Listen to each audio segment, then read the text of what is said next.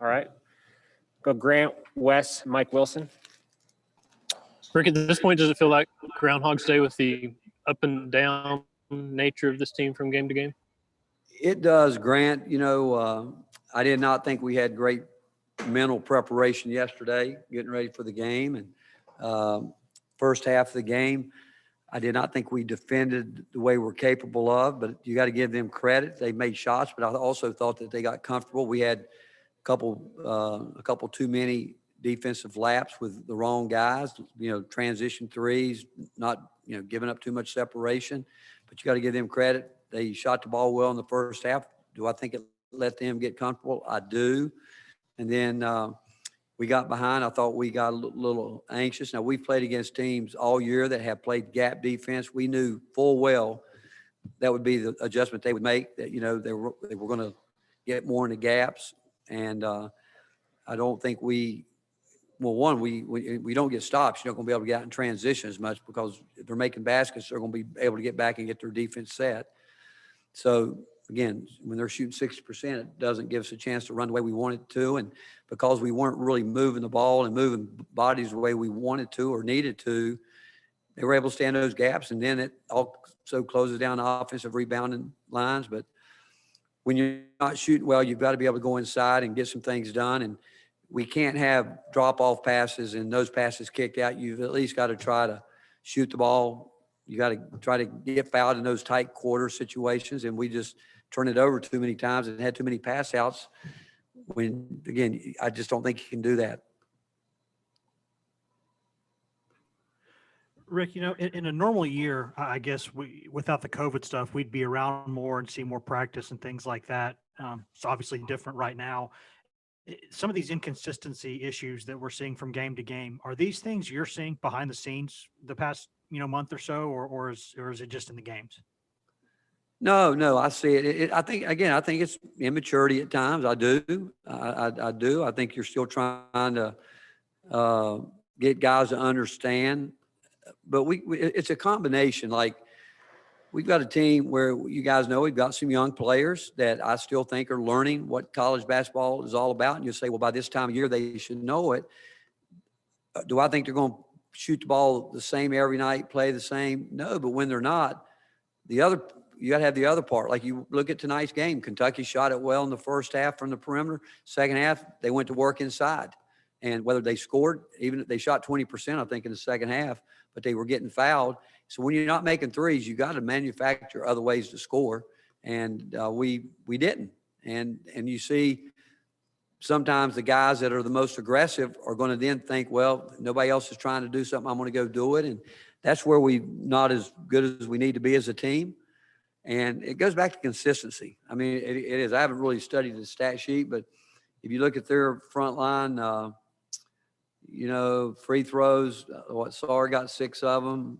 Who else is on the front line? I can't really take because I don't have my glasses on. But I know this: we should have gotten to the free throw line more. I can see that John was 1 for 7.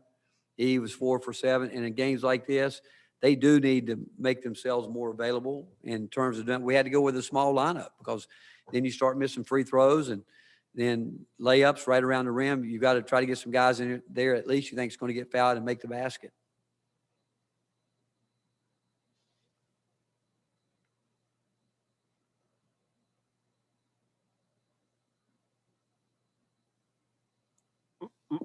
Mike, we're not hearing you.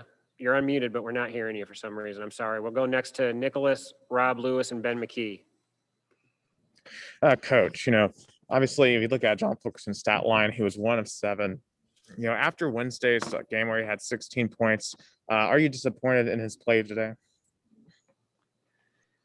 Well, you're always, disappointed, concerned, whatever. I mean, with your older players, that's what you expect out of older players. You expect consistency more than anything. That's what you expect. Younger guys, you can see them being up and down a little bit, but yeah, and just as a team, I mean, there's not one guy that hasn't been inconsistent. I think we all know that if we can put things together, we've got a chance to be a good basketball team, a team that can play with anybody. I think you got to give Kentucky credit too. They've played well over the last 2 weeks. They arguably could be on a 4-game winning streak. They've won 3, could have won 4. But with that said, I mean, really and truly, I can sit here and say just the fact we got beat by 15 is probably surprising because I thought we were that bad. And in terms of what we were trying to get done and the little shots and the ones that you almost have to make in a game like this when you're struggling from the three. I thought some of the threes were taken by the wrong guys at the wrong time. I thought we got stagnant doing that. I don't think you can get the ball and stare down somebody and then raise up. I mean, that's not how we play. We play better when we move it and get going, but just overall, just not a good. I mean, if you think about it, we go from scoring 80-some points a couple of times, 55 today, but I can show you where, again, our turnovers allowed them. I really still believe the first half, those 15 points we gave them, and I'm not going to say gave it because they took it from us or we gave it to them, any way you want to write it. But that was probably the difference in the game and allowing them to get comfortable. They're going to make some shots because they've been shooting the ball well anyway, but we just didn't ever put them back on their heels. And even in the second half, believe it or not, when we come out one time, I think if Eve had a chance to get a three, he got a good look at it, would have cut it to 11. We get a stop, we come down, Polky gets fouled, and if we make that free throw, it's 9. Who knows? It could have been a different game, but it wasn't because we didn't make those shots. And as much as you know it, and you guys know the game, I mean, when you're making shots, it all looks good. Sometimes, but again, I thought Kentucky was very comfortable in the first half, and I think you got to give them credit because they did make their shots. Coach, not to put it all on them, but just, I mean, how big of a handicap has it been just not being able to count on your upperclassmen night in and night out? I mean, I can't imagine a first half like this with Grant Williams or Admiral Schofield on the roster. He's asking about the upperclassmen. What was it? Was you say is it frustrating? Just how big of a, can you hear me? Yeah. How big of a handicap is it I mean, you're going to get inconsistency from the freshmen. How big of a handicap is it as a coach when you're getting that kind of inconsistency from your upperclassmen? Well, again, when you go back, when you start the year, we knew that we wanted to play really fast, and we knew that we felt like we would be able to do some more things shooting the ball. We thought we'd be a better shooting team. But we also know that there's nights when you can get great looks and it doesn't go in. That's where you've got to be able to count on your inside game. We thought we could do that, We haven't got it. And the ones that are frustrating is you cannot, I don't think, when you get drop-off passes around the rim, kick them out. I think you got to go up, be strong, get fouled, finish those plays. And again, we need everybody. But right now, more than anything, you do need consistency from your older guys. They've been through it. They should understand it. And I wish I could fix it. I do.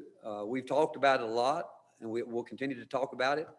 But again, it might be that we're going to have to, Josiah, obviously you guys know with him at the lineup, it changes a lot of what we can do when he's out there playing one of the post positions.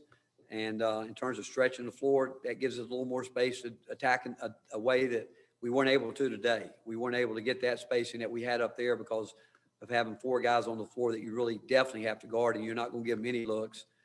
But that's part of the game, and not taking anything away from them. But again, am I disappointed? I'm very disappointed because I just think that we should be beyond this point of the inconsistencies that we're getting. Coach, Jaden had been consistent for several games in a row and only had 4 points tonight. Keon was 4 of 14. What would you see presented them problems tonight?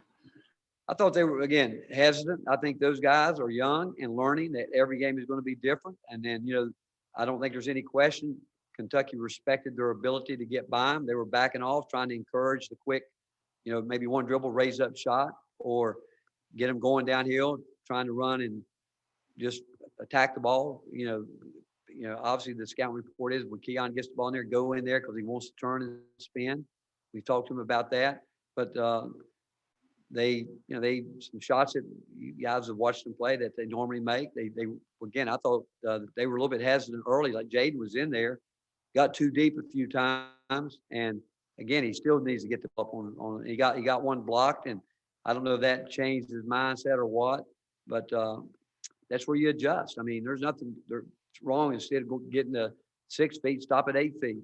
I've always said a wide open shot contested by one's a whole lot better than another. I mean, a 8-foot shot contested by one's a whole lot better than a 4-foot shot contested by 2 or 3. And I thought he got himself in trouble getting too deep. And then when he made a couple of the tried to shovel passes, he turned them over, let them get out in transition, and just wasn't a very clean game for either one of them. Mike, Grant, and Wes. Rick, was Jaden feeling all right today? I remember you said he wasn't feeling well the other day. And what's Josiah's status? I think he's feeling great. I don't think he's feeling great, to be honest. Again, I'm not making an excuse for him, but do I think he's feeling great? I don't. I don't think he does. So that's, that's part of where we all are. I mean, there's a lot of guys that play when not feeling well, and some guys handle it better than others. But to be quiet, you'd have to ask him, but I don't think he's feeling great. And what's Josiah's status? Again, I think he wanted to try to go today. He just didn't feel like he could do it, and it'll be up to him and what he feels he can work through. And whenever he feels he's ready, I know he'll be ready to go. He'll be wanting to get back in and going at it. Rick, can you put your finger on why this team doesn't seem to handle adversity well outside of, I guess, what they did at Kentucky? It seems like when adversity hits, they haven't been able to respond. I don't know if I would say they don't handle adversity. I don't think they've handled success very well, Grant. When you feel like we're getting things going and you feel like we're turning the corner, that's why I don't think we've had to. That shows up more like, when you talk about not seeing practice, I think if you saw practice, you could see some of that. But I will say this too, that goes back to really leadership within the framework of what we're trying to do. And some of that we talk about, it's got to come from within the players. But I would say that more of the adversity I don't think we've handled success very well. I really don't, because it's that old adage, if you're not getting better, you're getting worse. And I know yesterday we didn't get better in terms of what we need to do with our preparation. And that's frustrating. We talked about it because, I watch practice tape every day, sometimes today. And I made them watch what we did in practice yesterday and showed them that, hey, this ain't going to work. And we honestly came out and played the first half, pretty much how we practiced yesterday. And understand this, it wasn't very long. It wasn't. If you took each guy's time that we worked on what we needed to work on, may have been 30 minutes at the most. And that's the frustrating part of it, because we want to stay fresh. We want to keep their legs there. But it's so much, this game is so mental, so much more mental than people might think. And we're not where we need to be mentally yet. Rick, I know there's obviously a lot of different ways to play offensively. And, some teams are kind of focusing so much on either shooting a 3 or getting to the rim. And y'all seem to do it a little bit differently with more of that mid-range game. How many of those kind of tough mid-range 2s or shots y'all are trying to get versus ones you're having to settle for? Well, to be honest with you, our whole philosophy is we want to play at 3 levels. We want to get to the rim. We want to shoot 3s, but we're not afraid to take the mid-range game. We're not, because we think it'll be effective. So again, that's, we want to be able to score at all 3 levels. And, we've been good at it. I don't think we're getting what we need at the rim right now I don't think it's really a great sign when you've got to go with a 4-guard lineup and get a guy down low that's fighting harder to score than your post players are doing. And some of that is simply to get fouled. We got to get fouled. But I just thought we were very lethargic, and that I wish I could put my finger on right now. All I can go back to is what keeps going to my mind is exactly what I saw yesterday in practice, in a short practice. Coach, thank you. All right. Thank you, guys.